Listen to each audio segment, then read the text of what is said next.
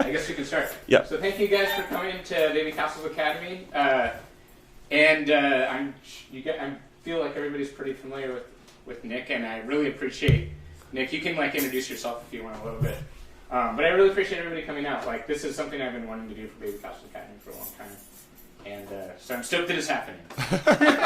No, I'm thrilled to be here, and thank you for having me, John. And so I don't know if you've ever been to a comedy show where a comedian comes out with just notes and they just riff on their notes, and they sort of they're gonna basically tell jokes, but it's not really a show. It's more like them taking notes. That's kind of what this is for me. This is an experiment. I'm exploring an argument. And I want to be clear about that because I'm not an expert on what I'm talking about. I'm bringing a lot of aesthetic theory, I understand, into this, so that's where I think my expertise lies, and I've paid attention to games, so I know a bit about games. So I'm talking about things that I know, but the actual argument I'm making right now, I don't stand behind very strongly. It's more like a question, right? It's a way I've been looking at things that I want to ask, and it has to do with certain kinds of movements in the independent games community that have been going on for a while that I think are interesting to me as a question of what the intent is in things like curating work of games for the public, and how we perceive that work. And I just want to sort of explore it with you. So if you think that everything I'm saying is stupid, we can have this is a conversation, and I'm not going to talk for all that long. So I want to have a conversation about it, and you should beat up my ideas. Anybody who knows me knows I'm a very big believer in debate. So I'm going to throw hard on this, and I'm probably going to miss a lot, and I expect you to be like you missed and tell me why. Is that cool? All right. So irony or authenticity. So a few years ago, I gave a talk at Indiecade on a game called Cart Life. And it was a well-played talk, which is a series that's run by Drew Davidson out of Carnegie Mellon. And it's basically a talk series that's designed to explore a game deeply. And what's interesting about Cart Life, about this presentation of Cart Life, is I think Cart Life is deeply flawed. I think it's really interesting but deeply flawed. And I told people I was going to do this. And basically my talk in a nutshell was the narrative in Cart Life is unbelievable. Super interesting, well depicted, well told, deep stories that go into very, very complex and ambiguous spaces and sort of question morality in really interesting, challenging ways without a very clear point. And I loved it. It was literary in a way I had almost never seen a game be literary at that time. But the gameplay was horrible in my mind.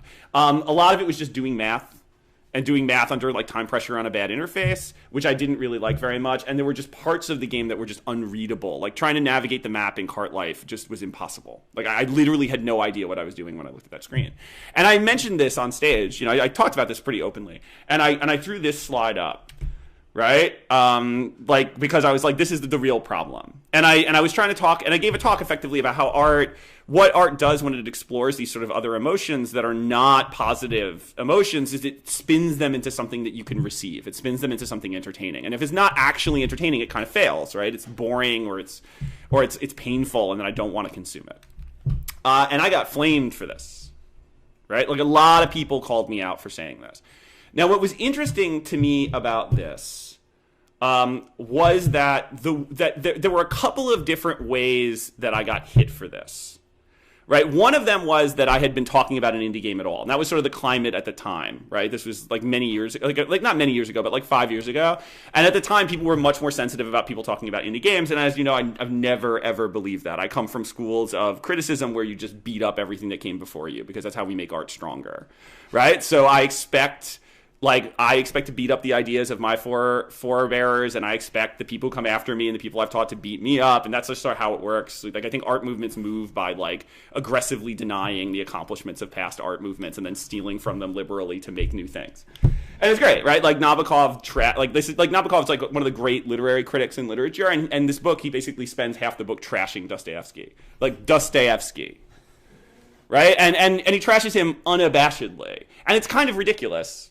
Right? Of course, Dostoevsky's better than Nabokov's making Dostoevsky to be out, but he's making a point. He's arguing for a kind of literature. So I dismissed that altogether, right? I was just nope, we're going to beat these games up. But there was a second criticism I got, which was really interesting, was that the game was supposed to be boring. That was the point, right? This is a game about exploring the difficult and kind of the lives of drudgery that certain kinds of jobs have, and the point was to create empathy for those jobs, and so it should have been boring. Like, the task you're doing shouldn't be fun. It's not fun to run a cart. So why would that task be fun? And I thought that was really interesting, because to me, as a commercial designer, like, I'm an independent designer, but I'm largely a commercial designer. It was very contradictory. And I saw that argument stringing up over and over again in different places, whether it was like the visual design in Dwarf Fortress, which I'm going to talk about a little bit more later on, which is alienating to most people who play the game, or the driving mechanics in Deadly Premonition, which are just like, despite whatever else you may think about the game, are just like unbelievably difficult to navigate and hard to do, or like a lot of the stuff in Cybele, like the acting or the moment to moment participation, right? Which and on all of these cases, I heard arguments that were kind of similar, which was either that these decisions that were made that were clearly, from a commercial gameplay standpoint, not good. No one was defending that they were good. Like, I'd never had an argument with someone in Cybele that the moment-to-moment interaction of me fighting an enemy was supposed to be fun gameplay. Like, no one ever made that argument to me. They said that the point was that it was supposed to be bad that way, because it reflected an earlier game, or because it wasn't the focus, or because that wasn't what the person was interested in exploring, or because that was the aesthetic. And I would lump these things together in a way, really just from John, this was like your phrase, and I kind of took it because I thought it was really good, as anti-design, right? Like, these are not decisions that were made in the claim that they would be good game design, or based on commercial principles. They were made in opposition to those things. And that's really interesting to me, right? Because that it kind of flies in the face of how I understand art, right? Like, if I'm trying to communicate to you and trying to reach out to you, to deliberately use practices that alienate you is sort of an interesting perspective to take. And I don't quite know what to do with that. And thinking about that got me to where I was. And what's interesting about this to me is that when I start trying to push it and say, like, okay, well, what is the aesthetic that makes this make sense, right? Like, anti-design steps. And I want to be very clear here, and I'm going to talk more about this later on, that, like, I'm not talking about all indie games by any stretch of the imagination. There are a lot of indie games that are very pop sensitive. There are a lot of indie games that are basically commercial games that are made by indie developers. There are a lot of games that exploit these things in ways that use design sensibilities, that are more commercial game design sensibilities, even if they do push boundaries. I'm talking specifically about games we all know what we're talking about. Games that, like, are deliberately pushing against these sort of basic design considerations. Now, my experience with this is kind of like, it comes out of music, right? Like, my understanding of this comes out of music, and because I was a punk when I was younger, right? I never looked like that, so if you see pictures of me, you won't see it, but all I listened to was punk music, and all my friends were punks. And this was the punk of my era, right? And I picked, they're not the only ones, but I picked these two bands specifically, and if you know these bands, you'll understand why when I start talking. And one of the ethics I had around music, as someone who did not like the pop music of my time and was kind of looking for something else, had to do with the relationship between recorded music and live music, right? And one of the ethics of the punk scene when I was a punk at that age was that if you couldn't play what you had on the album live, you were not a musician. Right? And, like that idea, this sort of Fugazi-ish dream of, right, like that the live performance is just put onto the record, was like an ethic I had. And so this idea that, like, if I heard music that I knew couldn't be reproduced because it was auto-tuned or because it was it was sort of mechanically derived in a certain way, it had been altered, that was not good music, sort of, a priori.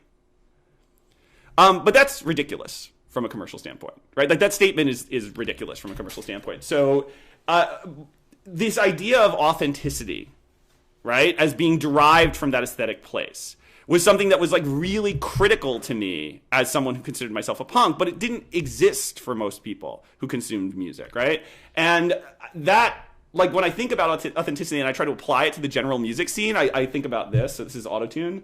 I took this as a direct screenshot from a video on how to autotune like Drake, right? So this is, like, literally what Drake does. And, like, they're talking about one of the most successful musicians in the world, and most people don't care. Like, they just don't care. When they consume the music, it doesn't matter. Most people consume that music from a streaming channel, right? So they don't even see Drake live. This is all they're ever going to experience of Drake, is this hyper-altered music. So I have to tell myself, as I think about this, that this authenticity that's super important to me really doesn't matter to most of the audience. Like, they're not perceiving that as value. So by saying that that's important to me as value, by saying that this experience is, like, what is the most important to me, I've basically isolated my audience. I'm not alone, right? Like, punk was not a small movement, But I alienated a lot of the rest of the movement who, when they hear the stuff and they don't hear the polish that they get from something like this, they step away. No, I don't care. I'm more worried about the recording. I don't know if I should pause when that happens or what. Look how live and real this is. Like, reacting with the thing. So anyway, like, so I think about this a lot when I think about like how music is even consumed nowadays, and that like there's a response to this. I think about like Tune-Yards' first album or Smith Western's first album with like deliberately low quality production stuff, which was born in part out of, just financial realities of the artist, but also there's an aesthetic around that. Like, people make first albums that way because there's an expectation, and people who listen to those albums sort of think about them that way. And so is low production value an aesthetic that implies authenticity? When, like, Tarn Adams talks about why Dwarf Fortress is so, like, why it's so ASCII crazy, right? He says that the reason why he didn't concentrate on the visual design, he said this at practice, is because he was more focused on the game design, and he wasn't going to concentrate on the visual design until that was done. But people have offered him, and this is no joke, because I know this from the time, hundreds of thousands of dollars to reskin the game. And offered to do it for him. Like, to take the code of the game and just reskin it so it could reach a bigger audience, and he refused. Right, and I think that refusal is part of his aesthetic. Like, he sees that as authentic to what he's creating. And if you study his biography, it's in his background. Like, he played games like this. He thought about games like this. So could we argue, like, maybe one perspective I have on these anti-design things is that it's an expression of authenticity. Of course, the singers don't sing as well. Of course, the recording devices are worse. That's what it means to be punk. That's what it means to be punk from a class perspective. That's what it means to be punk from an aesthetic perspective. That's what it means to be punk from a cultural perspective. But that's like an argument we could make, is that like I respect these anti-design decisions, even though I kind of know they're anti-design, because I accept that aesthetic. And to be authentic to that aesthetic, I have to accept these things. I think you could make a similar argument for nostalgia, right? That if we do a kind of retro game, I'm being authentic to what the retro gaming was. So even though I recognize that maybe there are better features, or maybe that machines have better capacities now, I'm still going to accept the constraints of a retro feel to be authentic to that retro feel. That's one way of thinking about it, in my mind. A second way of thinking about it is irony, right? Like, maybe what we do when we anti-design is we comment on design. Like, we directly speak to design. Because we all understand the design already, so why do we have to follow it? We could break it, right? And I think there's a lot of interesting little games that have done this. This is Achievement Unlocked. It's one of my favorite web games, right? Which is just basically starts off with a super stripped down environment, and then you basically unlock all the features of the game to be able to play it. Right, which is sort of a comment on the gamification of achievement structures and how achievement structures work. You could think about games like No More Heroes and its sort of narrative commentary on gamers and how it thinks about the relationship. I've always been fascinated in No More Heroes by the jobs the main character actually does and the world in which he's an assassin, because the jobs are the most mundane things possible. So like mowing lawns or picking up trash. Right, and there's definitely some relationship to like thinking about a certain kind of player and like the fantasies of a certain kind of player. And if you recognize that, then No More Heroes gets more interesting.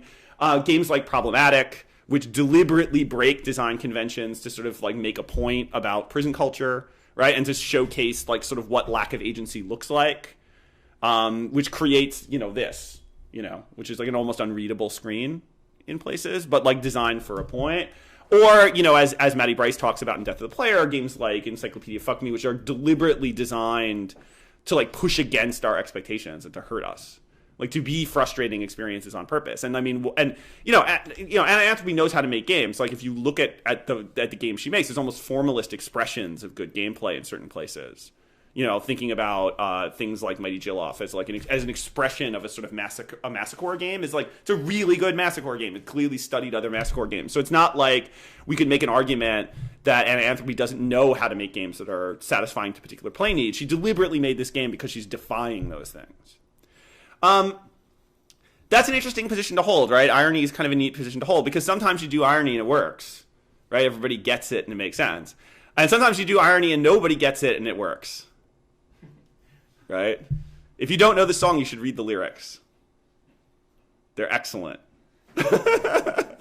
And you probably hate this song, right? But if you read the lyrics, you'll realize why hating it is actually kind of great. But But on the other hand, then irony cannot work. And I'm always reminded of the scene from Man on the Moon, the story, sort of the biopic about Andy Kaufman, and how Andy Kaufman made this like television program that he put on air. And there's a point in the television program, and remember this is during like the 70s when like televisions were still like a lot manually controlled. The vertical hold of the television appears to break, right? Like it looks like. The vertical hold means that like on old TVs, like the image was fixed in position by a dial on your screen, and it could slip out of position. You'd have to tune it back into position. And when you did that, you'd see this like bar of static appear on the screen. And so during the show, a bar of static appeared on the screen and then drifted back up. And when this happened, the producer who's in the room walks up to the TV and starts turning it, and Kaufman and his partner just start laughing at him. And he's like, "Why are you laughing? The TV's just out of balance." He's like, "No, it's not. We just did that. That's not real." And the producer looks at them and he's like, "So you just faked that on the TV?" And they're like, "Yeah, it's hilarious." And they're like, no one's going to get that, right? Like, why would anybody know the vertical hold broke? They would go and tune their TVs and they're like, "Yeah." Right? And the irony can do that too, right? Like maybe it's just a joke for you. That's particularly true when you're talking about people who aren't as savvy in the medium. I think a lot about this with fields I understand, like poetry, which very much speak to themselves, and fields I don't understand, like modern dance, which very much speak to themselves. And I find myself like chuckling along with poetry sometimes in ways that I know 99% of the readers of this stuff don't know. And then I watch modern dance as the 99% just staring at people moving and wondering what the hell's happening. Because there's a conversation going on that I don't know. And I mean, I don't mean irony necessarily in a parodic way, but that idea that there's a relationship to other work, that a piece of work is a comment on another piece of work. I think about something like Cybele from that perspective a little bit, right? Like is Freeman deliberately putting this kind of gameplay in here because she wants to comment on how vapid the gameplay is. But did you have to play Phantasy Star Online to even recognize that? If I never played Phantasy Star Online, would I even know that that's what's going on? And then there's a final viewpoint, which I want to talk about briefly, but I want to kind of dismiss because I hate it, and I want to just get it out of the way right away, which is like the idea of outsider art. That somehow we're going to take this ironic position, but we're going to somehow claim that like people just didn't know. That like the reason why this happened is because designers didn't know what they were doing, right? And in games this usually manifests as they weren't a game designer. They made a game that they weren't a game designer, right? And like I find that hyper problematic. This is Drudgery because like I guess I'm talking about outsider art, so I have to show Drudgery at some point, right? And then this idea of like what does that mean when we say that? Right? And if you look at terminology around this, it's problematic. It's like naive art and primitivism and all these terms that sort of imply that someone doesn't understand something they were supposed to have understood. And what I find problematic about this is when I look at work like this, you're sort of telling me as a framing device that this person is inferior to the discipline. And yet they made this work, right? It's like we're going to look at this work under the cloud of understanding that they didn't really understand what they were doing. They didn't understand like technically what perspective was, but yet they made this, right? That's just problematic to say that at all. To me, like I find the aesthetic valuation of that really problematic, but it's also really fuzzy, right? This is Laura Owens. This is at the Whitney right now. What is the difference between this and this? Like aesthetically, that's making this a museum piece and this not? Is Laura Owens an outsider artist? I don't even know. Like I don't know what that means. Like I feel like when we make that claim, we're sort of putting a frame around a piece of work based on a discipline's expectations that then deliberately make the work inferior and then ask to praise it. It's as if you showed someone a painting and said, "My 5-year-old made it, isn't it great?" Right? So you sort of like lowered my expectations so you could bring them back up. And it's like I could also just look at it, right, without any of that framing and kind of give you an answer. And I feel like there's something there that's really important. This matters to me a lot because games get this all the time, right? And that Dragon Cancer largely was taught, and I can talk about Dragon Cancer as much as I want because I consulted on that thing, so like my fingerprints are on it. Like it got this all the time. It's like beautiful game, really interesting graphic style, really wonderful script and voice acting, like really incredible. The narrative is this beautiful meditation on faith that's not about lack of faith, but about different kinds of faith, like really gorgeous. The gameplay is atrociously bad. Like incomprehensible, doesn't communicate what they want to communicate, just flat out fails at places, which I would argue contributed to its commercial failure. But when people talked about it that way, it was always under the frame of like, well, the Greens never made a game before. As if somehow that was like an okay thing to say. Like that was all right. Well, yeah, it kind of sucked, but they don't know what they're doing. Look how great it is, despite the fact they don't know what they're doing. And to me, that smacks of so much elitism, I want to vomit. right? Cart Life got this too. Right, and to Hoffmeyer's credit, at least in my opinion, he got up on stage with me when I critiqued his game, and he would have a conversation with me about it. Right, because I didn't want to give him an out that he wasn't a game designer. He made a game. Let's talk about your game as a game, right? And he was there with me on it, which was cool. Maybe that's my elitism of expecting people to engage in my discourse. But that's kind of where I end up on this, is that like I kind of see these three lenses on anti-design. I see three ways of understanding anti-design that make sense to me. One is to say that really we're seeing another aesthetic here. And yes, it's not the commercial aesthetic. It's a different aesthetic. But it has a truth to itself that defends its anti-design principles. Right? An aesthetic truth or a cultural truth that is part of our consumption of the work. Or I could say this work is in commentary with design practice. Like it itself engages in the conversation of design practice by defying design practice. So if it's anti-design on purpose. It's trying to defy design. And so that's how we should evaluate it. We can laugh at how bad the driving is in a game because we know what driving should be like and we recognize the developers deliberately made choices against that. And that's funny because we know what that should be. Or we could claim that it's the work of people who don't understand games. And that we have to give it a pass because they don't really know what they're doing. And again, keep in mind, like I'm not talking about all indie games again. There are indie games that are very, this is Pop the Lock by Simple Machine, super hyper commercial game, right? And Kurt Beag's philosophy about game design is to make hyper commercial, approachable games. Like that's what he wants to do. So like you can be indie and not do that, obviously. You can be indie and defy these things. This is Dysphoria on the right. Right? Yeah, right. Left. Stage right. Audience right, stage left. Like Dysphoria, which is like defies a lot of expectations of games, but ties it together into an aesthetic that almost everybody recognizes. And then we get into this ineffable space of like, what does it mean for things to be art? But like, I want to kind of leave that alone. I'm talking about things that are deliberately pushing against the boundaries of things we understand from what we understand as game design as being broken. And we recognize them as broken. And that's why this becomes problematic to me. And that's kind of where I'm going to leave it, because I don't have an answer to this. I'm just thinking about it. If we talk about outsider art, that's elitism.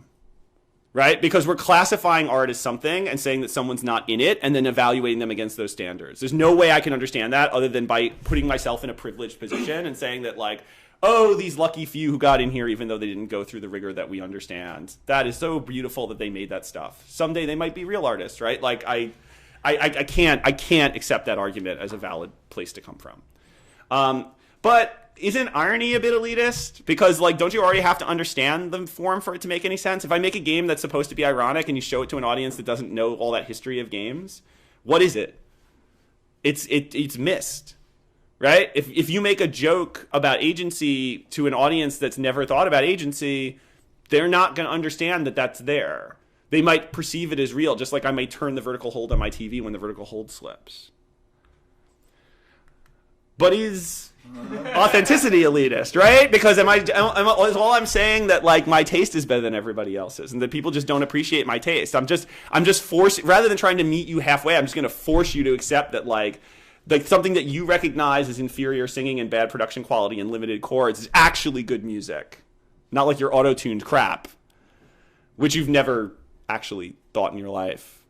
And so you just end up getting alienated from it. And that's really, I don't know, it's just really fascinating to me because like it becomes this question of like, well, what are we doing when we curate anti-design work? How do we curate anti-design work? How do we show anti-design work? How do we talk about anti-design work? Because this won an award as best game. So we presented it that way. And I know from my experience, at least talking to people in film and other like new media forms, when they played it, they didn't understand what it was. Like they didn't understand how we gave this an award. Because they were like, it was boring. It was really, really boring. Aren't games supposed to be fun? And I wrestle internally with like how we're supposed to respond to that question as people who are critics and curators of games. Like what should we say? Like, how do we understand what Cart Life is relative to our medium if it's something that we want to showcase? And I think we should showcase Cart Life because Cart Life is really interesting and very powerful in particular places. But, like, what is the lens, the aesthetic lens we're going to take on that? And what does that mean for how we curate and show work? Like, as a teacher, I think about this all the time in terms of what I encourage students to do. Do I encourage students to make expressions that are anti-design? And how do I encourage them to do it? And how do I encourage them to talk about it? I don't know. Yeah, so like I said, this is like, so that was all my cards. So so now I'm going to show my thank you slide that I always end on, even though I'm not really thanking you for anything because I didn't really tell you anything. So what I'm hoping is, like, at this point, with like a half an hour left of this thing, we could just talk about that. And like I said, that if you were like, boy, that was bullshit, you can like pick up a local rock and throw it at the right part of the argument. Yeah, so you kind of started and ended with this idea of, like, aren't games supposed to be fun? And one of your slides was drudgery does not equal fun. And I think that slide is objectively true, but also it's weird that games are the only medium where we're like, there's one good vector, fun. And we don't do that with other art at all. Like, a movie can be fun, but a movie definitely doesn't have to be fun to be good. And so Car Life I actually think is a really interesting example because I agree with most of what you said about Car Life, and we've like discussed this before. Yeah. But your example of like, oh, the typing or the math is really bad, I very much don't agree with because I think it serves a really specific purpose, and that purpose isn't fun, and it also I think is not boredom. It's that you are heavily penalized for messing up. So it's a task that like encourages you to zone out and not pay attention, and then just thrashes you when you do. And that creates a really interesting tension. Like, I'm not bored doing that. I'm actually stressed. And, like, that's a type of engagement, and I feel like it's working well there. Now, the map scene, like, with the buses, yes, that's terrible.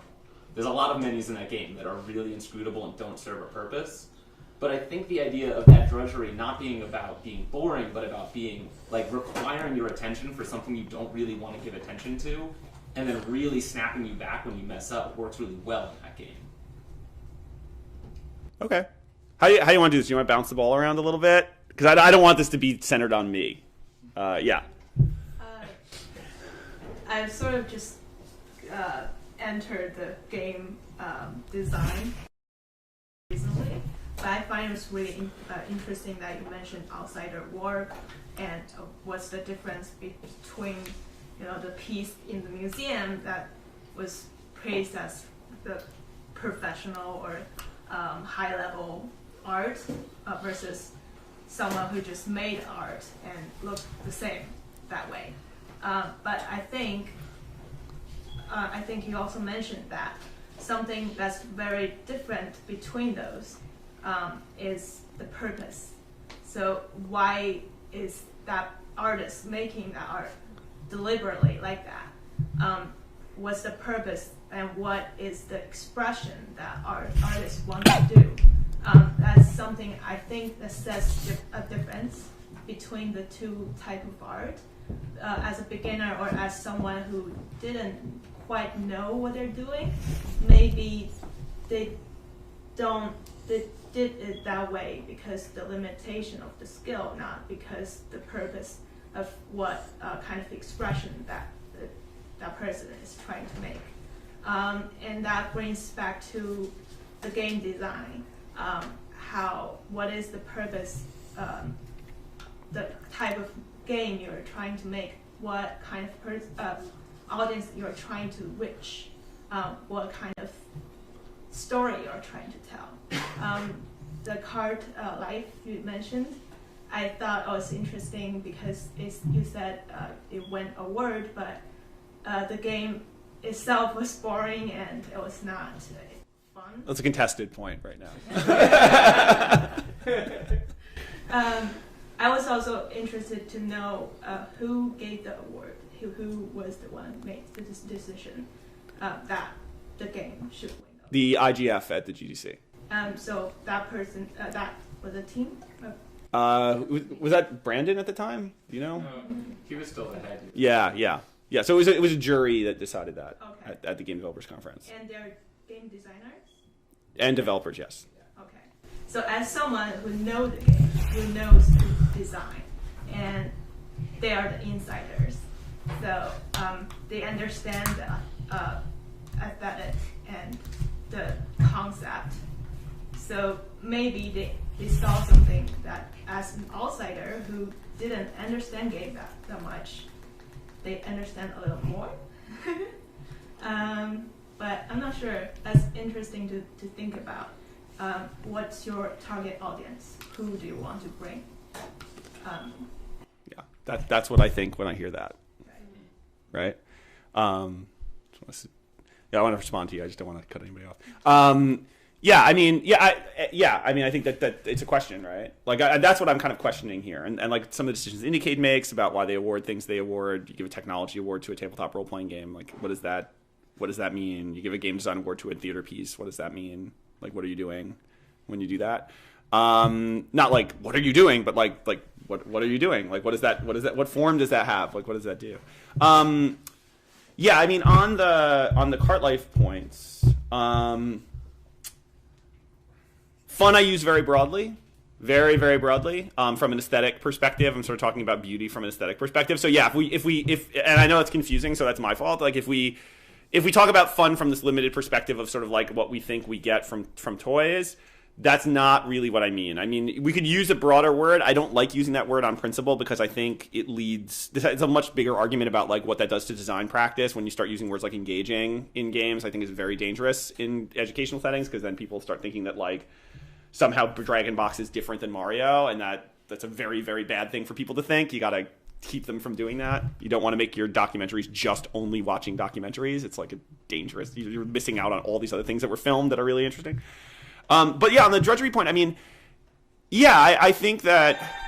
See, I don't know that my opinion changes when I think about it that way because it's a painful experience, you know, and I found it boring after a couple of beats because I disassociated from it, right? I think what happened was it was painful a couple of times, and then I realized it wasn't that. I could do it well enough that it wasn't that critical and that I didn't want to stay in that space, and so I just sort of disconnected, and then it just became like I'm just typing on a keyboard over and over again.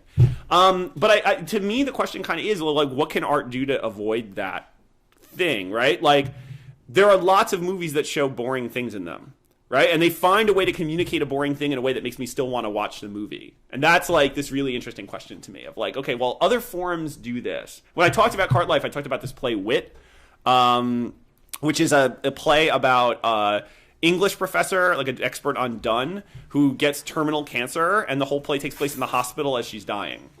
And it's all about her interactions with the hospital. And it's a brilliant play. It won a bunch of awards, and it was very highly regarded when it came out. It came out about 20 years ago. But it's a play about a very powerful woman being crippled by a disease and having all of these doctors. I mean, it was a real brilliant gesture in the story. All of these doctors treating her like she doesn't know anything, when effectively for her whole life she's been an expert. And it's about the humiliation and the sort of helplessness she suffers as she like realizes that all this expertise she spent all her life building and all this reputation she's built at this moment of biological failure fails her. And now she must be in a helpless position. And it's about her kind of coming to terms with the reality of that. It's a really painful story, right? And depressing. But I watched it. I was entertained by it. And like that's a trick that art does. I think that's actually a really powerful trick that art does. So when I see things that hurt me by hitting me in the head with a hammer, like I'm sort of like, well, you know, couldn't you do this in a way that actually keeps me here? And I would still feel that sense of pain or that sense of boredom. And that's where I think that the mechanics of Cart Life fail. But that's an arguable point, right? Like I totally hear your argument about it. I just wonder like what kind of rarefied sense does it require to be able to go through that kind of suffering and accept it, and is that something that we can imagine a normal commercial audience, like a more general commercial audience accepting?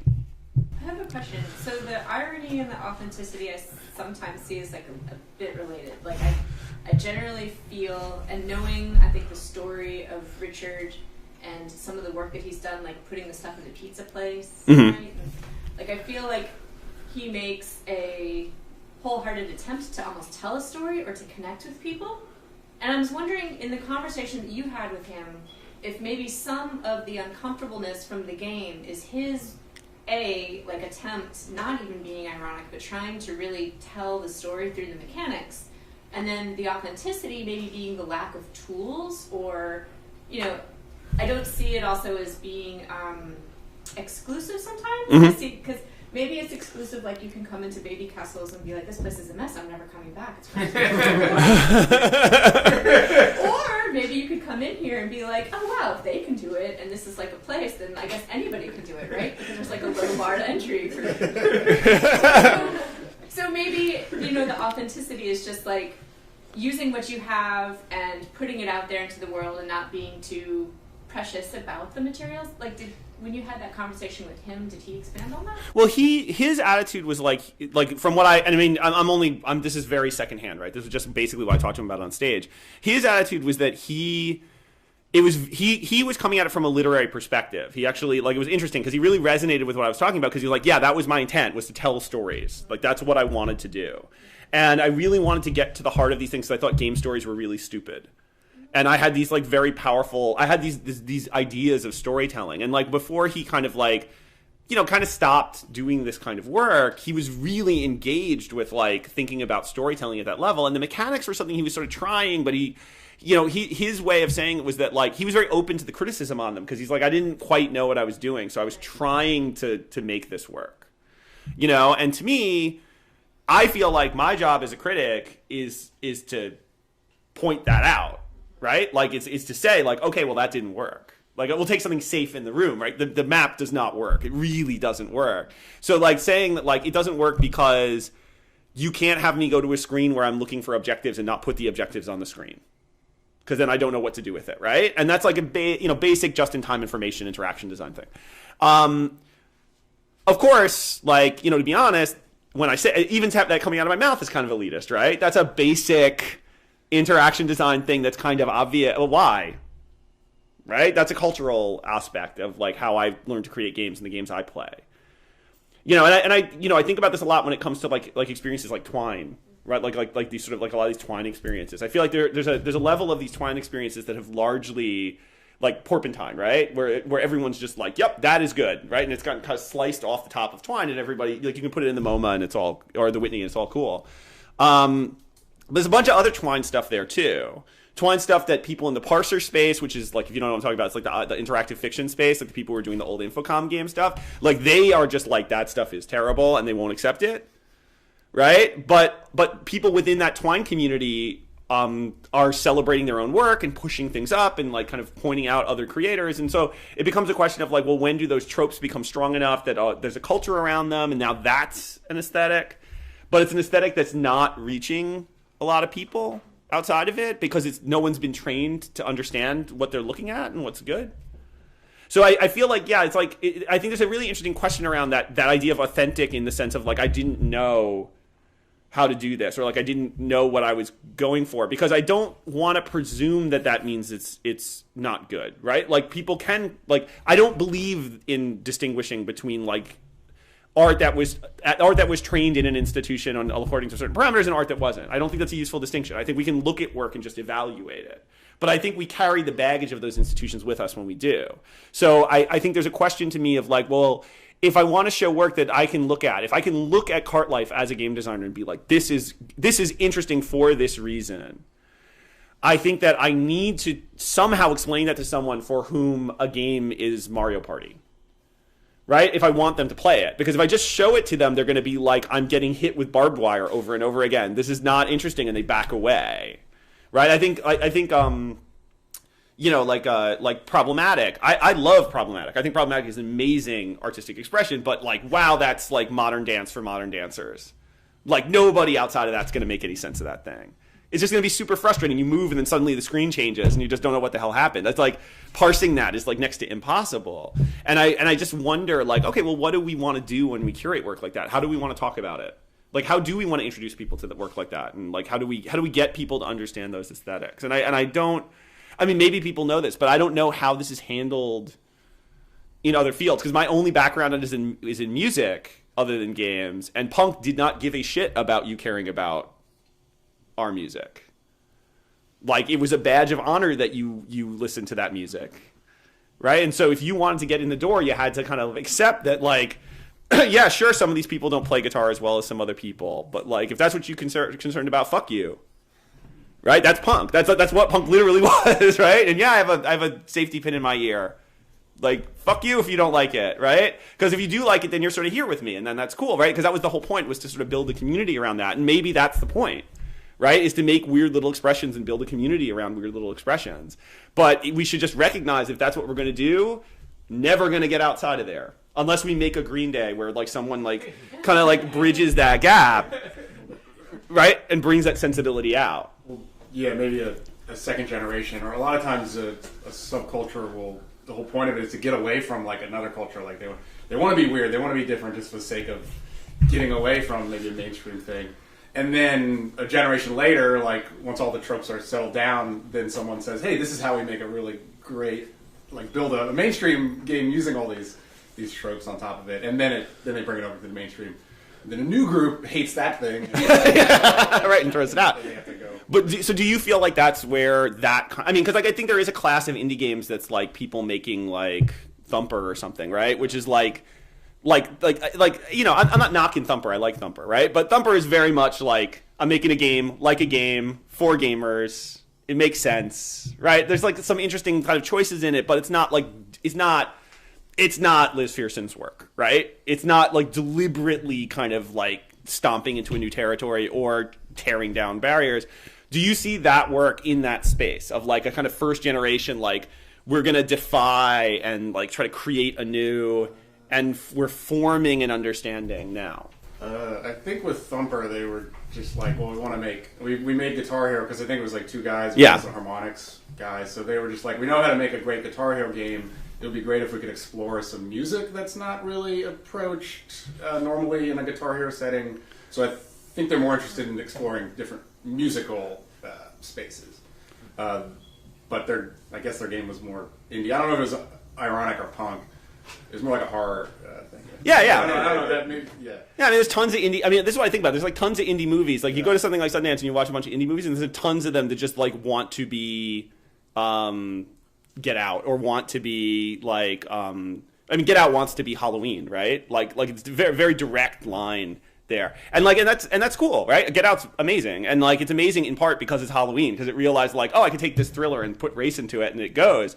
So it's not trying to be indie the way something like, I don't know, Tree of Life is like, or like Twin Peaks: The Return. It's like, okay, here's our crazy 4 minutes of color with nothing else happening, and now we're going to do a silent movie for 30 minutes in the middle of this thing. It's like that's pushing boundaries in a very different way. So I mean, I totally hear you about that, right? Like there's a lot of work that's being done that's not pushing on these boundaries at all, and that's interesting, and that's fascinating, and really good work's coming out of that, like great work's coming out of that. I'm curious about the work that's not doing that. I'm curious about the work that's like, I like deliberately basically saying I'm gonna tear down this edifice to make something new. And what you said was kind of interesting to me. Is that part of a subcultural reaction? That's just basically like, we don't want to make things like that, so we're just going to make other things, and it takes a little while for that to incubate before that becomes like. I think it's also one of the only ways to find success or find an audience is to like be different than what's currently going on. Because like even with the Get Out, like okay, so Get Out gets all these awards, and now that's like, you can't just make Get Out 2 or like a copy of Get Out. You have to do something different or unique to actually get the critics to look at you or get the audiences to look at you. So because it's just so saturated, like if Get Out's a success, they'll just throw a lot of money behind like Get Out 2 or something like it. And if you don't have those resources, you have to do something just completely different. I feel like so in the game industry, they would try to make a Get Out 2, Get Out. Yeah, and the people like funding their movies right now, that's probably like, this worked. How do we tweak it a little bit and kind of use the format? But if you're indie or like just small enough, you can't do that strategy, so you have to come up with something different. So I think that's why a lot of people either try to destroy the mainstream or just sort of subversive into looking for unique strategy. I guess I'm wondering why do you start the talk saying like anti-design? You know what I mean? Like why does it have to be an anti thing? Why isn't it? It seems like you have these three categories of authenticity, which you kind of describe as like a purposeful, oh, I want to be like this thing, which really, that like the way you describe authenticity that's not really authentic, right? You know, like being purposely like something is actually not like an authentic representation. And then like, oh, neat. Can we have that fight? Let's do that. This is great. But like with irony and outsider art, if those are the three categories, like is there no room for just someone like doing something in order to just express like their own ideas. Like why it seems like all of these things are kind of brought upon this like value judgment of, and it's not it's not necessarily like why does it have to do with like, oh, what is like the commercial need, or what is necessarily popular, because there are plenty of things that just kind of do something to do it and people will see it, and often those things become commercial or whatever, but that's just because of the form. Do you understand? Oh yeah. I want to let other people talk, but I want to respond to one thing you said because this is very important about what I'm saying. Though these words that I'm using, I turn this off. These words that I'm using have nothing to do with what the creator actually thought they were doing. Like nothing. I don't, and frankly, I don't. As a critic, I don't genuinely care what the creator thought they were doing. These are audience response words. Like when I look at the work, what do I think that person was doing? Do I think that person was authentic to an aesthetic that they hold? Do I think that person was commenting on something that goes on? Do I think that person was ignorant of how these things work and just bumbled around like stupidly through the system and then made something beautiful anyway? Like, so I'm not trying to make a claim about why people create here at all. I'm making a claim about how audiences perceive what the purpose of a thing is. And authenticity to me, as someone who followed punk but did not know anything about punk musicians and I think that makes me, and I'm this is something we could really debate, but I'm going to argue this very, very strongly because I believe this is true. As a consumer, I knew nothing about the biographies, work production processes, or intentions of the artists that I saw. And I think most consumers know nothing about those things. I think they consume work. Right? And so as someone who consumed work and didn't know any of those things, I looked at a band like Fugazi and I said, why does Fugazi do what it does? Like, why do they deliberately keep their CD prices low? Why do they deliberately keep their concert prices low? Why do they make music that has this kind of sound to it about these topics? And I said, this is an expression of an aesthetic. They are expressing an aesthetic that is their aesthetic. And I interpreted that, and this is the language we use. I mean, again, I'm using the language I knew from my punk scene, which was like the New York people who wanted to be in California punk scene, which is like, or DC, I guess. I guess I should have hoped to be in DC. Was authentic. That was the literal word we used. So that's why I'm pulling it out. It's because like that word is meaningful to me that way, but it's not to say that I thought those artists were producing to try to appear authentic or that they were authentic, or I don't even know. Like I have no idea like what any of those bands were doing. I just know that like I looked at them and said, oh, this is how they believe the work should be made.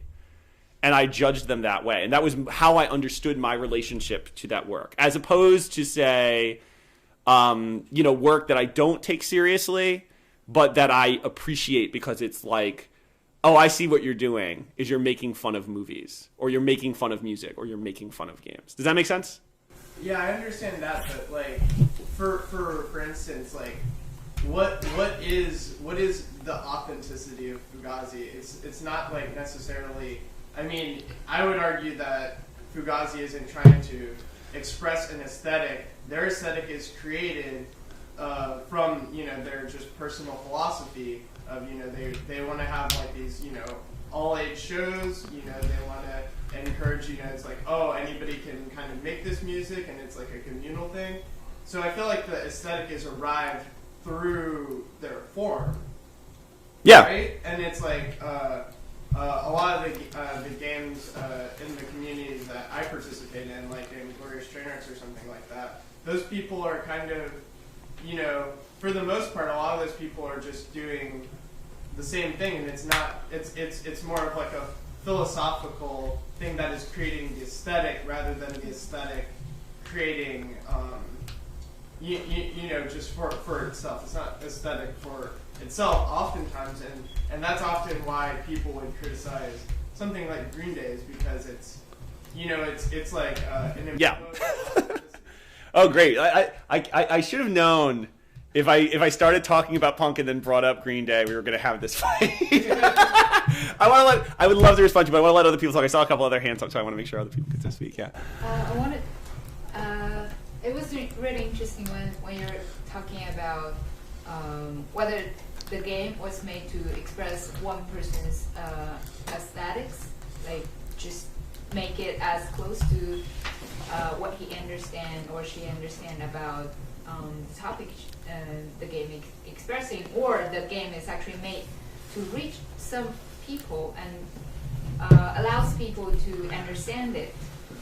I think it's very interesting because game is considered an art form, but also considered a medium. You can reach certain audiences, but you are also expressing yourself, and what makes it different is because you have a unique aesthetic to make the art, make the game piece.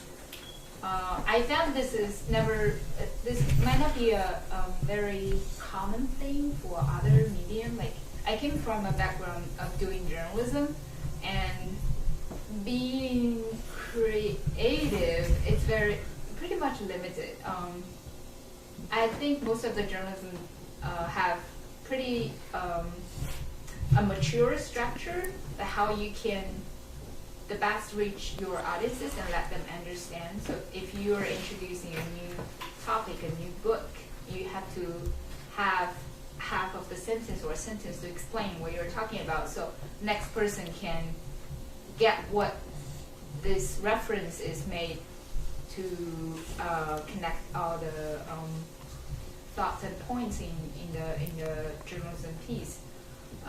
But games sometimes is in this very, like, in the middle of being an art and also a medium kind of position. So I guess that's why we had this discussion about whether you should be actually having this sort of reaching some people and reaching the audience in your mind while you're making the piece, or you just solely expressing yourself. Well, yeah, I mean, I would argue that journalism, it would be impossible. The statement I'm about to make is impossible to say in journalism. I am very interested in this story, and I don't care if anybody else cares. I'm just going to make the story the way I want to. That is nonsensical in journalism. Like, you could not, you can't make, it just doesn't make any sense. It's like, no, the journalism is about communicating. Like, it's like, if I'm not communicating to somebody, I didn't make anything. I just researched something for myself, I guess. Right? So the purpose is to explain it to yeah. people. So art's uncomfortable that way, right? Because part of art is like, I'm expressing myself, right? And there's a kind of mythology about art in the Western world, which is very much like the purpose of art is to be an act of self-expression. And I don't say that to be false. I mean, it's just like a dominant mythology. That's true for a lot of people. But there's another function of art, which is to like be in a gallery, right? And if art is in a gallery, it means other people are seeing it, right? And to deny that is to deny reality, right? It's like your work is appearing before other people. So the question then is, like, as an artist, like, do you care about that? I'm a commercial artist, so my attitude is yes. Yes, you do care about that. You should. People are going to consume your work. Like, you could make your work and then, like, do the Emily Dickinson thing, like tie it in a red ribbon and throw it in your attic, right? And then millions and millions of people who do that never get discovered, and one of them we know, and that's why we know Emily Dickinson, is because somebody saw that stuff. What actually happened is she sent some stuff to a publisher, and like the publisher rejected it, and she kind of just got defeated, and then she just buried it all in her house. But people knew it was there, so when she died, they dug it back out, and they were like, "Holy shit, this stuff is amazing!" And they put it out, right? So if you want to talk about outsider artists, like almost, it's like I can't think of a better example of that. But that's really weird, right? And really lucky, because like I'm telling you, there's millions of people who've done that, who never got discovered. You really think there's like 10 Emily Dickinsons that weren't discovered, like that their work was lost? Because if it is, it's a tragedy that people weren't able to see the stuff. But I feel like for the most part, stuff gets found. I don't know. Well, when you look at the cycle of literature, it's fascinating. This is way off. I guess it's not off topic. It's really interesting. Like So when you study, so there's a book called Literary Criticism by Terry Eagleton, which is great for this, about like how taste changes. And what he talks about Shakespeare and like what people are interested in Shakespeare. So Shakespeare starts writing in the like early Renaissance, and like when he's writing, he's actually successful right away. Right? People like his plays. He also writes these sonnets, and nobody pays any attention to them at all. And then they get kind of discovered after he dies, and people are like, "Oh, these sonnets are pretty good," and they pay attention to them for a little while, and some of the plays drop away. And then around like, and I'm gonna get my dates not perfect here because I didn't research this, but it's like somewhere in the 19th century, people make this switch, and they basically say Shakespeare's sonnets are terrible, and they stop reading them altogether. They're just pablum, like sappy nonsense, and they just read the plays. And we don't rediscover Shakespeare's sonnets until the 20th century, when people start getting interested in them again. For most of the history of reading Chaucer, right, from the time Chaucer lived, people read a book called Troilus and Cressida. Have any of you ever heard of that book before? And this is like hundreds of years, because the Canterbury Tales, which you probably have heard of if you know anything about Chaucer, were unfinished and people thought it was an incomplete work. And no one really looked at it. And then sometime around the 19th century, people were like, wow, this Canterbury Tales is really amazing. And then they switched and nobody reads Troilus and Cressida anymore. And Troilus and Cressida is amazing. Like, amazing. It has one of the most beautiful single monologues I have ever read in an English literature of any form. Like, it's incredible, but it's just gone. So do I think Emily Dickinson's were lost? Yes. Absolutely yes. And do I think it's sad? Absolutely yes. And I hope we rediscover some of that stuff. There was actually just an article in Times about like an author named, I think, Wheeler, who was like writing at the same time as Baldwin, and people are like, why does nobody know this person? You can like go look up Dos Passos, who was writing the America trilogy at the same time as Hemingway and Fitzgerald. And it's brilliant, but it happens to be a little bit communist. And so it's shut down and it disappeared from American literature for like 60 years. So I do think that kind of stuff happens. It's why this question really interests me. I'm sorry to riff on this so hard, but like this is what's interesting to me about this question is that like we do lose work, right? Work does get forgotten, or we just have the wrong aesthetic valuations for some time. Like wrong meaning we don't appreciate what it is for what it is, and then we let it slide. And I'm like, and I get concerned that if we, and I mean, anti-design, I hear you about that phrase being kind of problematic. I guess I was trying to be charged. I'm going to keep using it, but I hear you, right?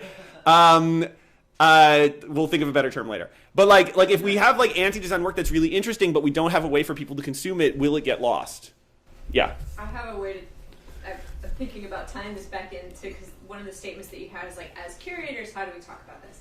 And I'm opening this up to people who are curators in their own life too, like the games that you choose to play or that you choose to talk about and share with your friends. I think that, and this might be personally important to me, that the role of education and providing a larger context about the work, why it's important, why it's different, why anti-design is interesting, is the responsibility of the people who curate or the people who share things to do that, to be the educators. I think it's extra work, but I think it's very important. And just even listening to you talk about, you know, Emily Dickinson and like all this other stuff that was happening at the time, I think it also provides insight around the culture at the time, which is important. So anyway. I just want to add on that. I was thinking about, you know, connect with the audience. Is that the role for an artist or for a curator? Mm-hmm. I think as a curator, you kind of try to put the context and try to connect the artist with audience. Mm-hmm. And I think that's more of a job for curators instead of trying to change your work as an artist to connect yourself with your audience. I've seen some practice to curate new media art. Most recent example is the one exhibition in the Museum of Art and Design. There's an exhibition about electronic music, and the way the curator did the exhibition is to break down every single element and put the music people can engage in easily by listening to the music, and they simplify the music production process by make you doing some really simple things, and people go there with no knowledge, they can engage with the piece easily. So I think it's not as much of the job for an artist itself to do your work differently, but it's how to connect the work with audience, how to provide context to people who doesn't have knowledge about the game.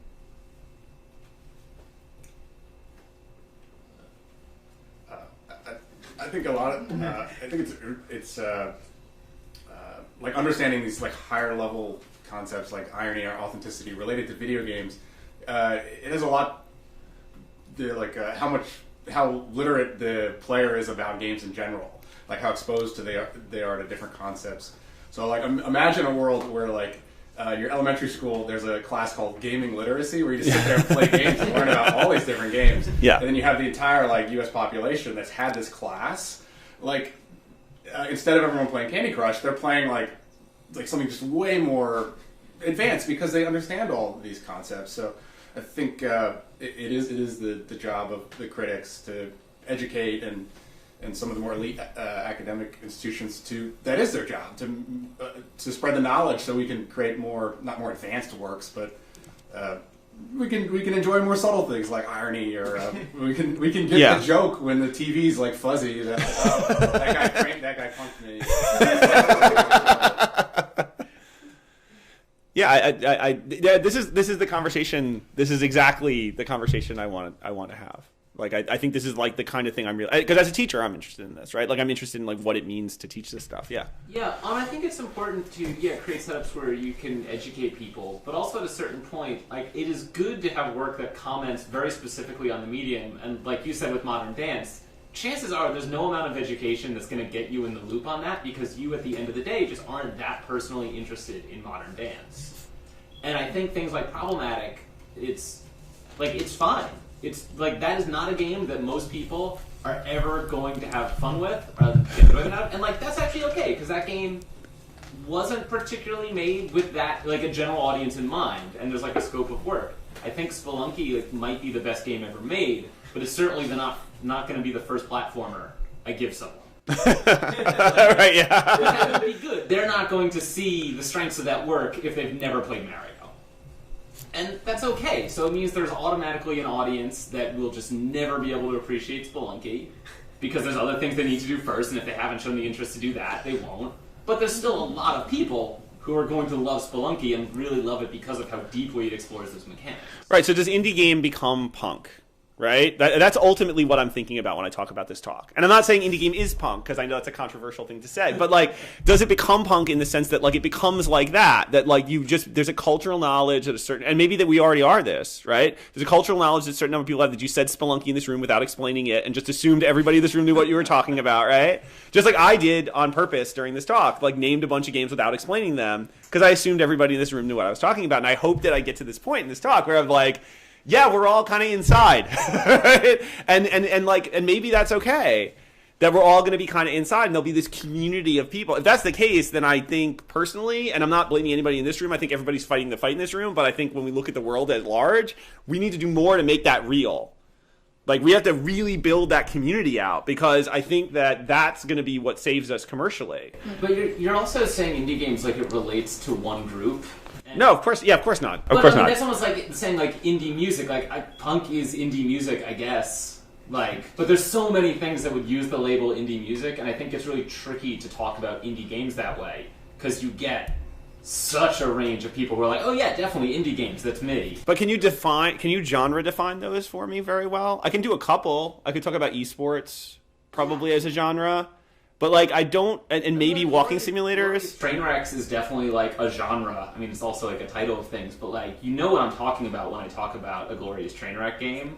And that's, like, such a small microcosm of what might be called indie games. Yeah, but, I mean, maybe that's part of it, too, right? Is that we actually need to define those things more, right? Because one of the arguments I've often made in class when people talk about games and criticism is that, like, one of the problems I see with the way we approach games is that we talk about gamers as though that were a thing. We don't talk about movie watchers, right? Everyone is a movie watcher, right? We talk about types of movies. Like, maybe you watch horror movies, or maybe you watch foreign films, or you watch independent productions. That means like Sundancey kind of things, because that's also a stupid phrase. But like, we kind of know what it means already. Or you watch like certain kinds of documentaries, and like you define yourself that way. And we have an understanding, largely because of media, right? Because of New Wave's film criticism, that we like actually understand how to talk about ourselves as consumers of movies.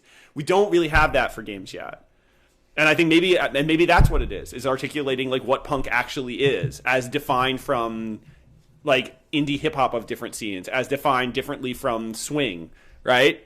All of which are subcultures you could talk about that have different behavior patterns, different music, different consumption patterns, different styles of dress, different associations.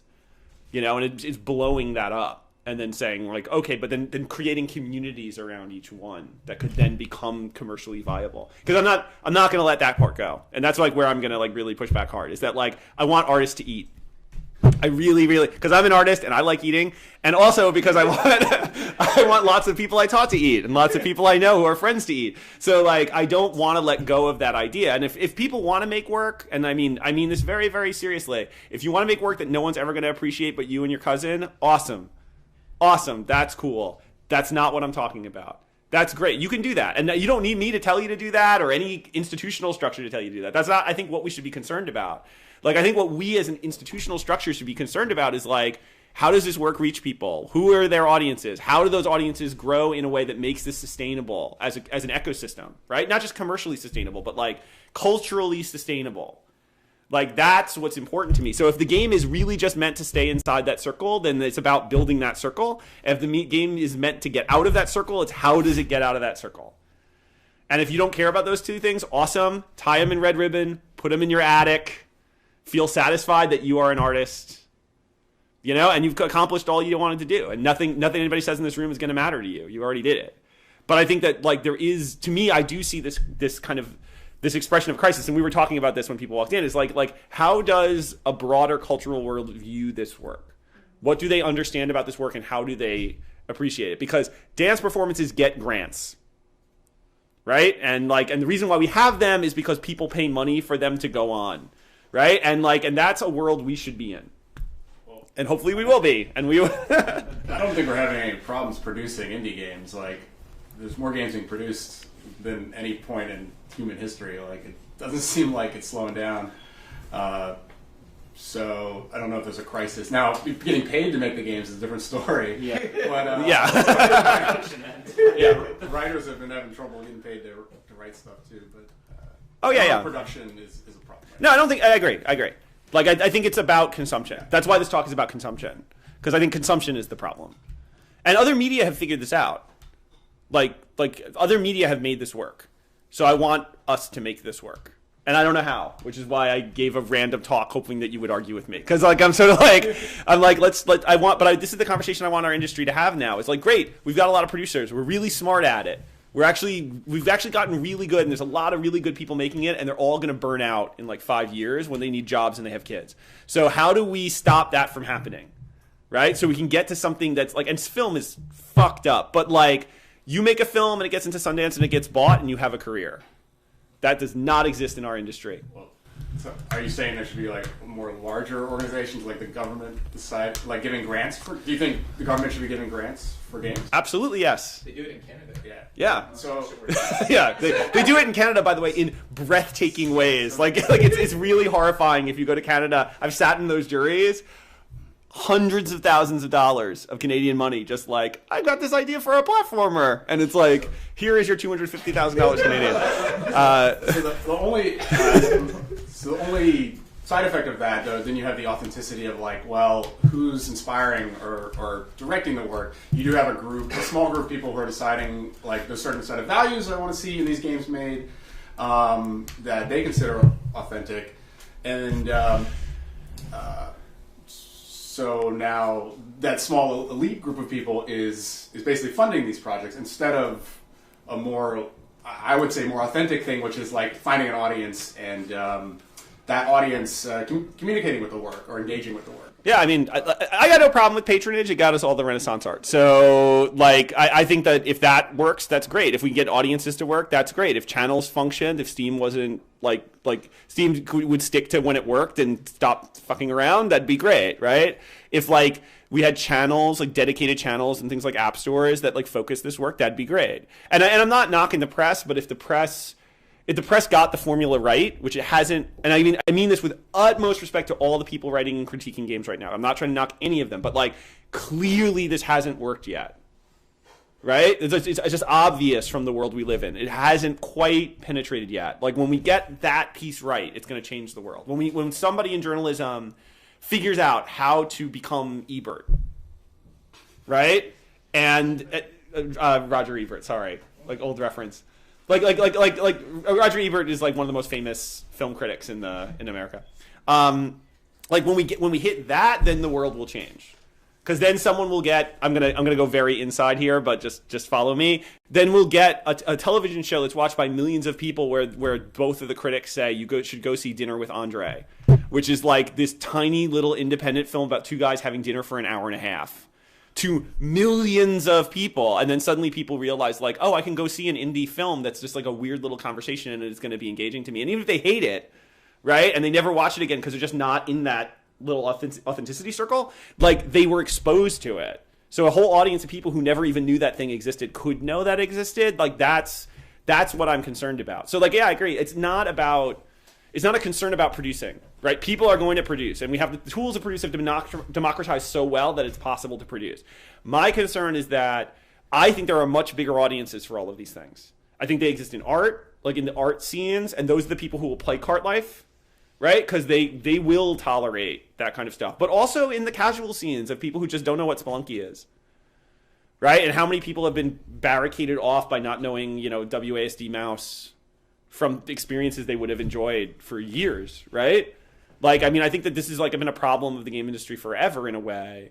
Or a problem that, no, not forever. A problem that came up because certain game developers in the late 80s decided to target men rather than women because of the realities of the toy industry, and then created a hyper-specialized class of people who played games that we're only now just getting out of, right? But now that we're getting out of it, we should rethink that, and we should say, like, okay, well, who are the audiences we're not reaching, and how do we reach them? And maybe this indie stuff, in the broad sense, these niches we're forming could reach broader audiences. Maybe there are people out there who would consume this stuff, because there are people who watch, like, McCarthy video art for 6 hours, right? So clearly those people can take suffering, right? So maybe we can find a way to like bring experiences to them. Now I'm gonna say one more thing about how much longer you want me to go here. I don't want to.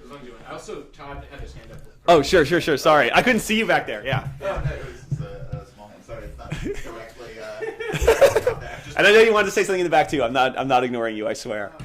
Yeah, I've just been looking at this slide for a while, and it just like the outsider art line feels kind of out of place with the other two, and so like in the spirit of feedback, I feel like I'm totally with you on the like condescension of saying like, oh, someone's like an outsider art, but so like they made some mistakes or something's like not doing what it's trying to do, but that's okay. Like I think we can just like have like the spirit of the talk is like why when you have like a bad experience in a game or like an off-putting experience, a like non-optimized pop experience in a game, what are the different reasons for that? And it could be like Dwarf Fortress style, that it's trying to be authentic to a certain style of game. It could be like I think in Sybil the like commentary on M&O, on irony. For us, so it could just be like a mistake. It could just or a just like lack of competence in the medium, or it could be like like there's room for improvement here, and it was like non-deliberate. And then I think there's like a fourth part also, which is like designing for negative experiences, which is maybe that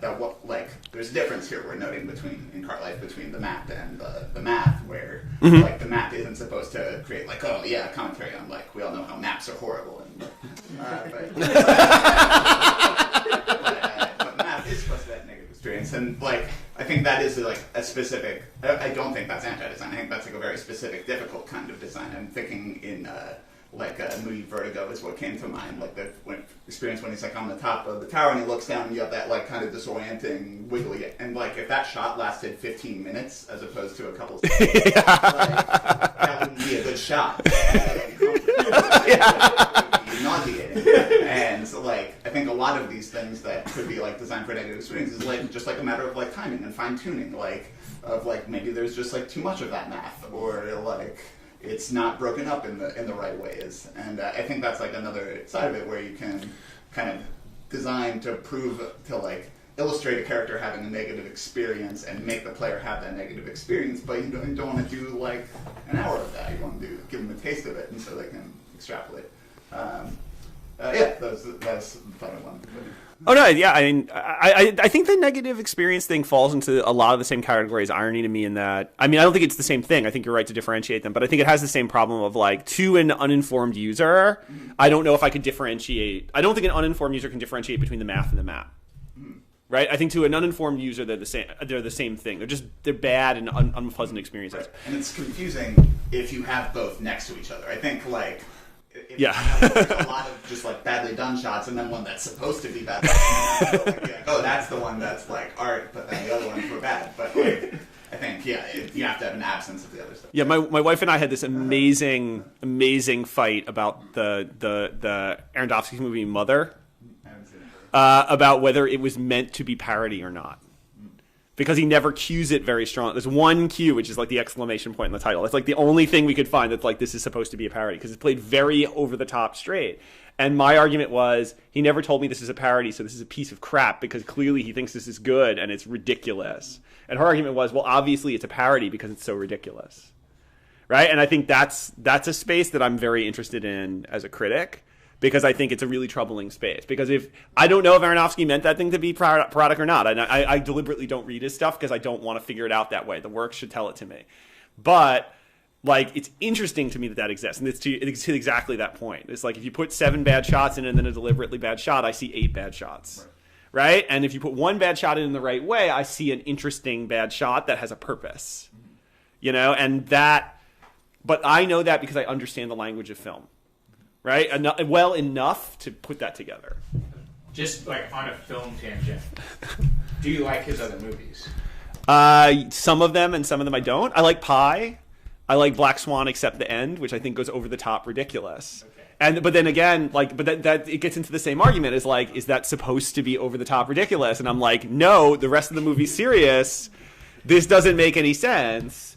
And to her, to Melanie, it's like, no, of course it's ridiculous. She has feathers.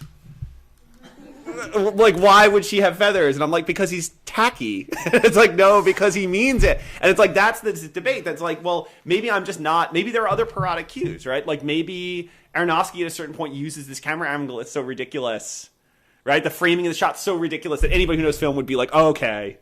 Or like Tarantino. I think Tarantino is a good example of this too. That like if you understand film, Tarantino is a completely different director than if you don't. I don't understand film that well, so I don't catch 95% of his references. So to me, they're just cool, slick films that are like, that have a really, really shiny surface, and they're not that deep, but the surface is so shiny, it's like awesome. And then other people are like, oh, this is an homage to 500 different things. And I'm like, okay, that's cool. Doesn't mean anything to me. I'm just watching it because of the slick exterior. But then I don't think does Tarantino care? Does it matter? Is it just for that audience and that's okay? But then I think that Tarantino is an interesting example of work because it's still consumable by me, even though I don't get 95% of what he's doing. Like, I'm literally just like dipping my toe into the giant ocean that is Tarantino's film knowledge.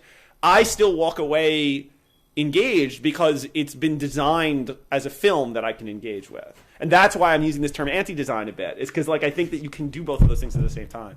I have a quick Tarantino reference that might make sense. In Austin, every single year he would do this thing called the Butt-Numb-a-thon with Harry Knowles, who's like another huge film nerd. And Tarantino would bring his own 16 and 35 millimeter prints of all these movies that inspired him to make the weird, slick kind of stuff. Yeah. And if you could watch his whole, like, you know, curated list for 24 hours at the end, you got like a free t-shirt and stuff. You get up before every single movie and talk about it and talk about like why it was different, why it was impactful. So going back to this whole curation thing, like there were moments where like, yeah, it was totally irony maybe. Like he was being completely ironic, but then it didn't make sense until he had to explain it to you. And yeah, it was a small group. It could have been bigger. Obviously, he still found the secret to success because his stuff blew up. So yeah.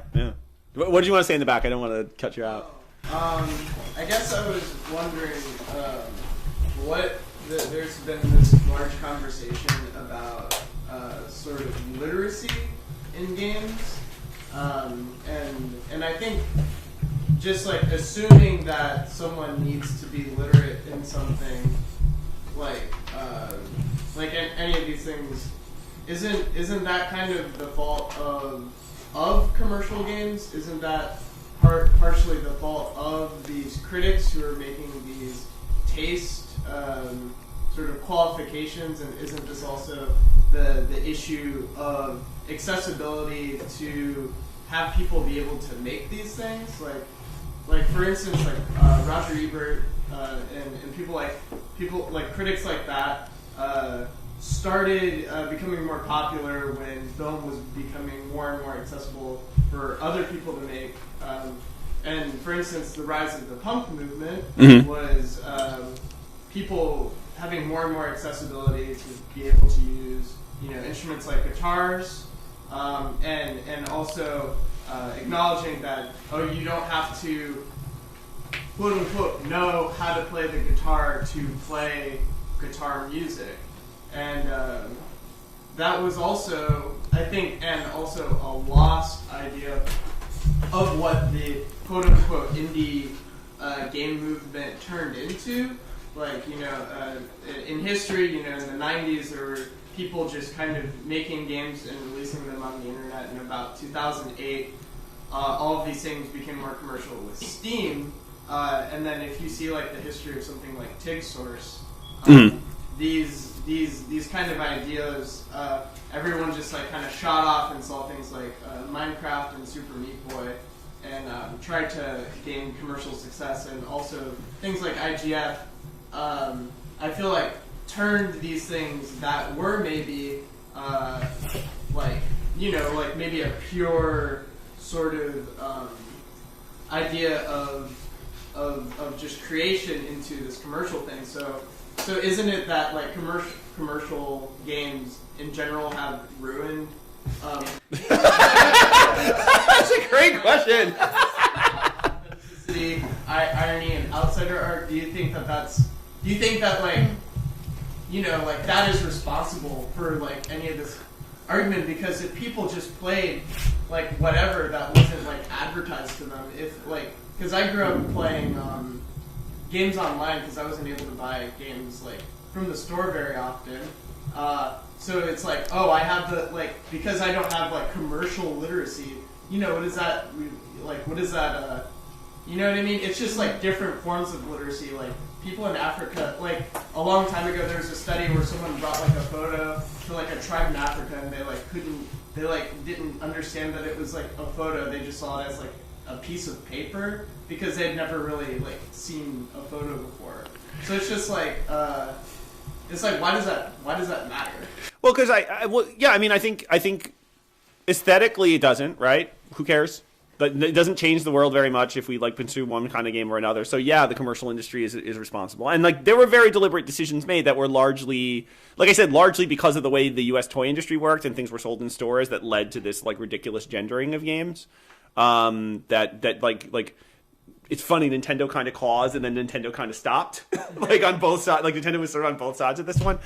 But I think that the question of like asking the industry to do something is always like very problematic to me, because what the industry wants to do is sell, and they have this very direct relationship to selling, and they might, and I'm not hyper capitalist, I believe they should act to include more voices, and we should show that kind of stuff, and I think the success of certain things in like film and television right now should be indicating to people like, yeah, get more voices in, because like the only superhero movie that really made money last year was Wonder Woman. And it made a lot of money, so maybe we should change things just for money, right? Like don't even worry about the gender representation. Just, do you want to make money? This seemed to do pretty well, and like that stuff just boggles my mind. But like you can't force that. Like that's just something that the industry is going to decide on its own. It's probably going to be backward. It's probably going to be conservative. They're all super risk averse. Like it's not going to happen. The space where I think it can happen, and this is why I'm having this conversation generally, is in criticism. Like criticism is the thing that can make this work. Because critics can make that happen. Punk did happen in part, and I think everything you said is true, like, because means of production got cheaper. It happened in part because people made a decision aesthetically that they could make work when they were told they couldn't before. But it also happened because of zines. Because people started talking about it, and it created a culture around itself. Like, it became like an identity. Right, and I feel like what I feel like is deeply, deeply missing from games all over, like generally, is a deep cultural sense of identity.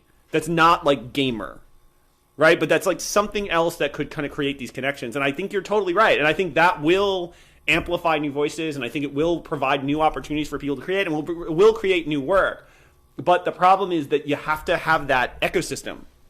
Right, it's got to exist in that ecosystem, and this is like what things like Babycastles are for. So like that's why I'm saying it here, because I think it's awesome, right? I think it's awesome that these things exist, and I want to support things like this personally, like things like this, and and Death by Audio Arcade, and Tony Rocca's conference, different, like, what was Tony Rocca's conference? Why am I forgetting? GamerX, right? Like, I want to support things like that, because, like, that's where this can happen, right? Is in places where people who are smart about games, who have curatorial taste, and can talk about them, can then bring that out to a broader audience, right? Because I think that's how it happened, is that people started to pass around zines. Because they couldn't hear all that music. Like, a lot of that stuff was happening in Boston and D.C. and L.A. Like, how did you get access to it? Well, you passed around tapes, and then you read these mimeographed things that got passed around like crazy. And then you sort of knew, like, you heard who Fugazi was, and you were like, oh, that's interesting. That's cool. I want to get that tape, I guess, at that time. Right? And then, like, then you could get a mixtape of it and hear it, and then you were in, right? And then you wrote your own zine. And that became the world, right? And then we all kind of knew about that world. And I was never a good punk, right? I was always a very, very, very shallow part of the pool punk, right? I had my friend Noel Billig, just to give credit where due, who dived headfirst in and got really serious and, like, read zines and helped produce zines and went to shows and eventually married somebody who was connected to Matador, so he got very, very deep. But, like, he taught me all that stuff, and I sort of carried it out. But that only was possible because the whole ecosystem existed. So I think you're right. Yeah, I mean, like, did the commercial industry cause this in part? Sure, but it caused it because it moved, right? Like, it was always going to leave something out. It was always going to be problematic, and, you know, the past was racist and sexist and homophobic and horrible, and so it did racist and sexist and homophobic horrible things, right? Like, we know that. How do we fix it? I think we fix it the way film fixed it. That's what I see as the solution, is that, like, in the middle part of the 20th century, in France, people making films were like, we hate the films that are being made, we want to make different films, and they wrote in newspapers critiques of films that got people to watch films. Right? And that is how film changed, because suddenly people had a vocabulary for film, and they were looking for these things. They didn't even know that they were there in first, but now they knew. And that created this conversation that allowed criticism to become a higher art, that allowed you to have a Siskel and Ebert, that allowed them to reach back. And that became this virtuous circle where now everybody talks about film as though we know film, right? And a movie like Moonlight can win, like, giant awards because we're all fluent enough in film that we can look at something like that and talk about representation and, like, interesting location and complex themes in a film. And we're not all just watching, like churned out Westerns that were being produced in Hollywood at that time, right? Like, and I think that, like, so how do we change the game industry to make it not all shooters where brown people get killed? Probably what we need to do is we need to create a culture around people wanting to consume other things and seeing games as valuable for other things. And I think the way we do that is not by asking the industry to do it, because they won't, because they'll just keep making money making games where cis white males shoot brown people, right? But, like, if we want other games to be popular and to reach audiences, which I think is critical because that's how the whole culture changes, is if people consume them, then they make them work. Artists working on their own, doing their own thing, that's different to me. That's, like, a different question. And, like, that's really, like, about the means of production and making it work. And if you want to play the punk show that just your friends, like your other friends in your suburb in Ohio see, awesome for you, right? I think I totally agree with you. We solved that problem. That problem is done.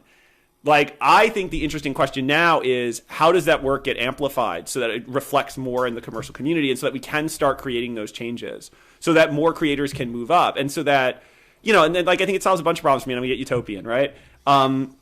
So that creators can make a living doing it, they can get recognition doing it, right? So that, like, you make a successful game and you don't get stuck making, like, you know, I think of like why on earth did you make Super Meat Boy and then not get to make bigger things? How did that happen? Like, in any other industry, any other art industry, even the really shitty ones, someone would have been like, you're good, and pulled McMullen up and then given him like a few $1 million to make something crazy. And it doesn't happen in our industry because our industry is fucked when it comes to funding, right? That needs to change. But then also that it's not just the same people, like racially, the same people, gender, the same people, like in any identity category, the same people class-wise, which I think is the one we don't really talk about very much, but it's also very huge, right? Like, they're not the people who just keep making the stuff either, that, like, other voices can get made. And there are institutions to support that in other art forms. And as broken as they are, they're better than we are. Because new media is still at the bottom feeding of funding. right? There are whole film institutions that just exist to give money to people of color to make films. Like they're the whole funds, that's the only purpose they have. And we have nothing like that, right? And I want us to have things like that because I personally believe in all of this stuff. I don't want everyone to design games the way I think are good, right? Like I have absolutely no interest in that at all. I want you to make things I hate. Like, I want you to make things I will argue vociferously against. I want you to make things that burn down the Buddha that I created, right? And that tell me that Diner Dash is a piece of shit. Like, I want work like that because that's how art grows, right? And I feel good as a teacher and as someone in my 40s when I see people in their 20s saying shit that I think is ridiculous, right? But saying it smart and making good work. Like, I feel great because I'm like, oh, good, we're going to survive. And 80 years from now, I'll be vindicated because they'll realize that I was great. Right? We just go through this cycle where they hate me for a while, and it's cool. Like how tacky and commercial I am, I guess, is probably where it's going to come from. But you know what I mean? Like, I want those cycles to exist, but I think this is, and it's nice because this is the time. We have the work. The work is good. We have a lot of people making the work. We have a lot of students interested in the work. All we have to do is sort of tell a new audience that we exist the right way so that they can see like all these like shiny little gems in the rough, and then something magical happens. We can create this new culture. And like, I would love to see a punk rock of games, like a real punk rock of games, but a punk rock of games with everything that punk rock had, right? Like a culture, a costume, magazines, like shows, like a world of people who identify with each other by saying fuck you to GTA, like as they sit around playing their games, right? And like that's a world I think we can get to. I think we're really close, but I think we have to kind of think a little bit about why we give Cartlife an award at our festivals if that's what we want, right? Because I don't think that's how we get there. Anyway, it's gone on for a while. Sorry. I was gonna say I think that's good. But everybody, thank you for coming. Hang out for a bit. Blake's in the back. You can discuss more with him and also donate to Babycastles or purchase some liquid refreshments as well. Nick, I'd really like to thank you for coming. Like this is a great conversation, and I want to thank you guys, the audience, for coming as well. So thank you very much. Thank you. Yeah, and feel free to continue talking too.